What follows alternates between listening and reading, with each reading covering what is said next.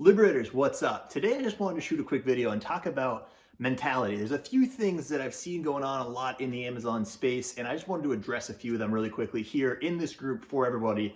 So first of all, starting a business, you're truly becoming an entrepreneur. And what an entrepreneur to me means, that definition is basically a problem solver. You're a lifelong problem solver because you no longer have a boss to look to. You no longer have, coworkers, other people to lean on. Really, it all falls on you. And that's why I think entrepreneurship is so hard and people don't understand that when they sign up for this. But here's the good news is because everything falls on you, you can no longer delegate blame.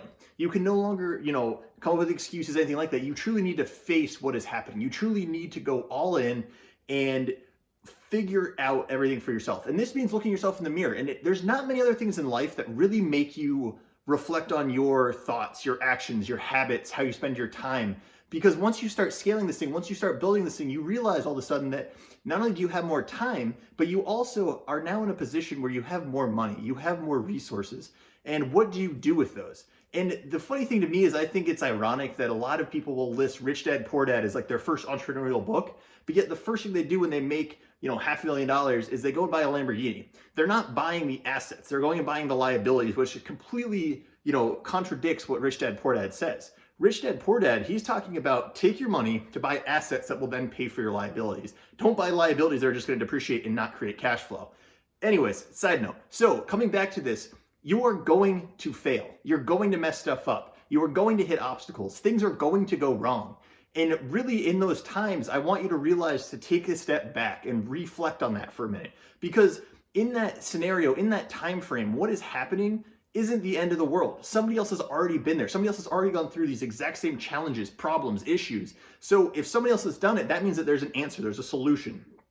So instead of posting in every single Facebook group the same question, start Googling, start having actual resources. If you're in an actual course with mentorship, then you have a community and you have a mentor you can go ask that question directly to. But understand how you guys phrase questions, how people come and actually ask questions, whether it's in a Facebook group, whether it's in a live call, whether it's direct message or on a one-on-one mentorship call that I have with my students.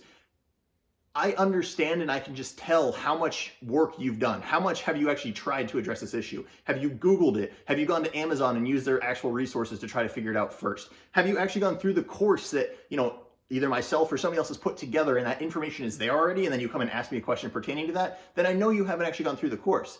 So understand that be prepared is what I'm trying to say. Because if you're prepared and you walk in and you're like, I've looked on Google, I've looked here, I don't know. Maybe it is a weird scenario. Maybe someone else, I'm sure has addressed it, but maybe it's infrequent. So it's not as readily available. The answer's not there. But today we have the internet, guys. You have Google at your fingertips. Google will literally give you, if you type in how to build a rocket ship, they will give you the blueprints to that for free. Like Google just is like, yeah, here you go. Like understand that we have all of the information. We have too much information, right? We're at a point where hyper-focusing on one thing is super hard. And I think that's also where a lot of people get caught up with Amazon FBA and with other e-commerce models, honestly, is that there's so many people on YouTube that are talking about these and that are, teaching you these different tricks, strategies, other things like that of how to implement, how to build your business. But at the end of the day, if someone's posting a video every day, they don't have a real business. I can almost guarantee you that. And the reason I say that is because there's so much time and logistics tied up in running. I have 4 different Amazon FBA brands. So keeping a pulse on those, touching in with the VAs, the rest of my team that manages that day in, day out, and then on top of that, going to real estate, scaling that way, then there are other things going on that if I had to sit down every day and shoot a piece of content, then that would be a pretty significant schedule throughout my day. I know my material, but I only post a video when I think that there's something that I'm going to add value to you guys or something new and upcoming that I really want you to know about in the Amazon FBA space. So please understand those couple of things.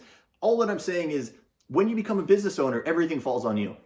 And so our society is a problem with, accepting responsibility, first of all. So even owning up to something. Yeah, sorry, I messed up. Yeah, I did that. Or, but then accountability too is, how do you prevent that from happening again? Saying I'm sorry isn't the hardest part. There's people that will definitely do that. But the accountability part is, how do you go out and make sure that doesn't happen again? And I'm saying this in a personal context, but this applies to your business. So when your shipping comes in and your paperwork wasn't filled out correctly because you didn't use a freight forwarder, now it's held up at customs, potentially being shipped back to China, your listing's running out of stock, and you're in a terrible spot, what's going to happen? What is your, plan that you're going to put in place? What is the procedure next time to make sure that that doesn't happen again?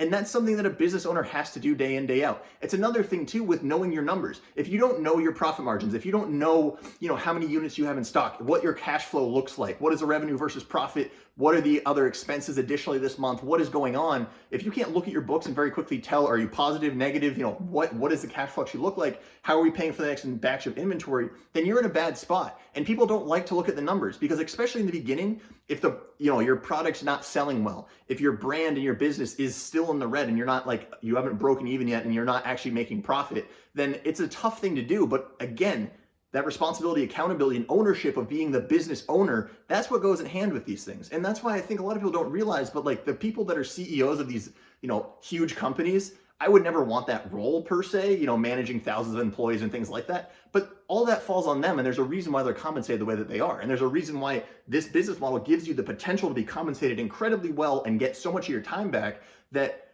I highly recommend going after it if you can build up the mental fortitude and become, in a way, the best version of yourself day in, day out, and getting 1% better every day. It's not going to happen overnight. This business takes time, it takes effort, and it takes the correct execution on every step all the way across to make sure that this is going to go seamlessly. And don't get me wrong, it's still a business. There's risk involved, but the success rate of Amazon FBA compared to almost any other e-commerce, I would argue, is exponentially higher because you have a $1 trillion company backing you, handling logistics for you, taking care of, shipping, storing, all the things that used to be super expensive overhead for someone to try to start a business have been alleviated and given to, Amazon took those away and handles those for you for a small fee relative to what it would cost you to do anything of, the scale, let alone you get access to their customers and all of their, 2-day shipping, all their features, which is a game changer, guys. So this right here, I just want you to realize that you need to go into this with the right mindset. You need to go into this and be like, you know what, I don't care what my parents think. I don't care what my siblings think, my friends, my family, the people around me,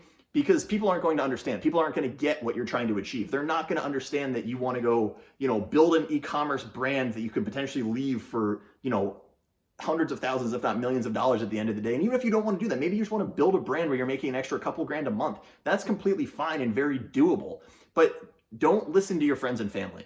Join a community, join a course with mentorship, get involved with other people that have the exact same aspirations of you, because that's going to keep you going. When things get tough, you need a community of people that actually understand where you're at, because entrepreneurship is lonely. It truly is. When I started out, there weren't many Facebook groups. There weren't many, people on YouTube talking about it. And now we've gotten to the point where it's almost the other extreme. There's so many people, so much noise, but not real tactical, actionable advice. All right, guys. So that's kind of my rant for the day. I just wanted to drop this because I've seen a lot of people get so flustered, so freaked out about issues that come up, things like that, and they freeze. It's like paralysis by analysis. They just don't do anything, and that's the worst thing you can do. Imperfect action trumps perfect action every time, because you're gonna be so much faster and be able to learn and implement things that way. So do that, and if you found value in this video today, join the FBA Liberators Facebook group. Check out the Amazon free training that I put together. There's a link right down below. And also, subscribe to the channel, hit that like button, and we'll be back for more.